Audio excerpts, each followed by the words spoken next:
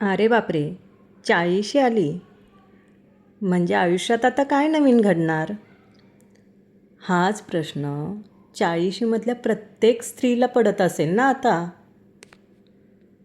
पण एक सांगू का, 40शीमध्ये खऱ्या अर्थानं आपण जगायला सुरुवात करतो. कारण शाळा, कॉलेज, लग्न, संसार, मुलं यामध्येच आपण इतकं गुरफटून गेलेलो असतो की स्वतःसाठी टाईमच नाही उरत. पण आता ना मुलं मोठी झालेली आहेत, संसाराची घडी व्यवस्थित बसली आहे आणि आपल्याला खऱ्या अर्थानं फ्री टाईम भेटला आहे. तर आता थोडं स्वतःसाठी जगूयात. म्हणूनच आज मी तुम्हाला 40शीमध्ये एव्हरग्रीन कसं राहायचं याच्या काही टिप्स शेअर करणार आहेत. त्या शेवटपर्यंत नक्की बघा. नंबर 1, रोज ना 30 मिनटं स्वतःच्या हेल्थवर काम करूया. थोडा योगा, जिम किंवा थोडा वॉक करू. त्यामुळं काय होईल, आपला स्ट्रेस कमी होईल, मन शांत होईल आणि परिणामी आपलं वेट मेंटेन राहील. सो हेल्थ प्रॉब्लेम पण कमी होतील आणि आपल्याला रिलॅक्स वाटेल. जमेल ना एवढं करायला? नंबर 2, कसं असतं ना, सगळ्यांकडे लक्ष देताना स्वतःच्या खाण्याकडे आपण खूप दुर्लक्ष केलेलं असतं. तर ना आता ह्या फेजमध्ये आपण आपल्या खाण्यात छोटे छोटे बदल करूयात. आपल्या बॉडीला योग्य प्रमाणात प्रोटीन, कॅल्शियम, व्हिटॅमिन कसं भेटेल याकडे लक्ष देऊयात. आपण आतूनच जर हेल्दी असेल ना, तर तीच एनर्जी चेहऱ्यावर दिसते. पटतंय ना?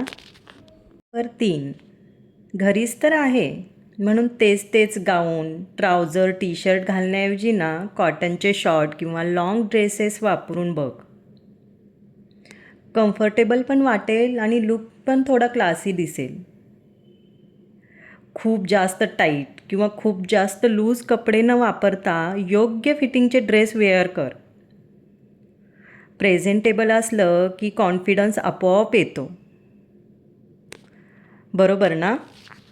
नंबर 4, आता थोडंसं आपल्या स्किनकडे लक्ष देऊयात. म्हणजे डे आणि night skin care routine follow करूयात. खूप कॉम्प्लिकेटेड रूटीन न बनवता सिम्पल डे आणि नाईट रूटीन बनवूयात.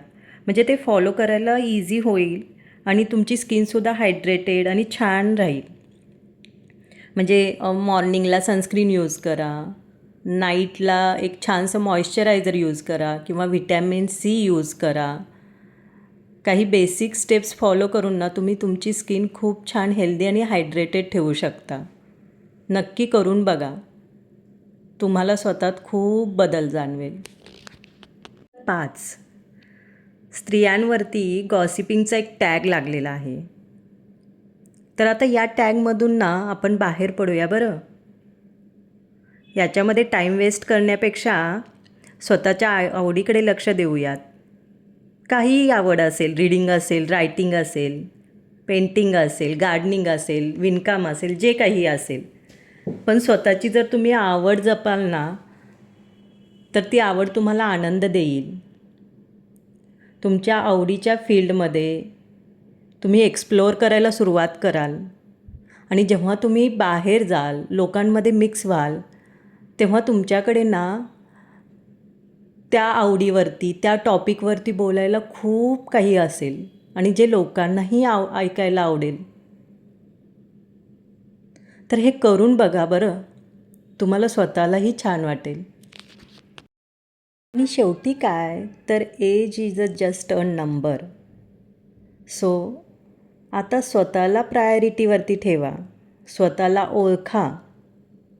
ही जी फेज आहे ना, ही भरभरून जगा, भरभरून एन्जॉय करा. आणि या 5 टिप्स तुम्हाला कशा वाटल्या हे नक्की सांगा.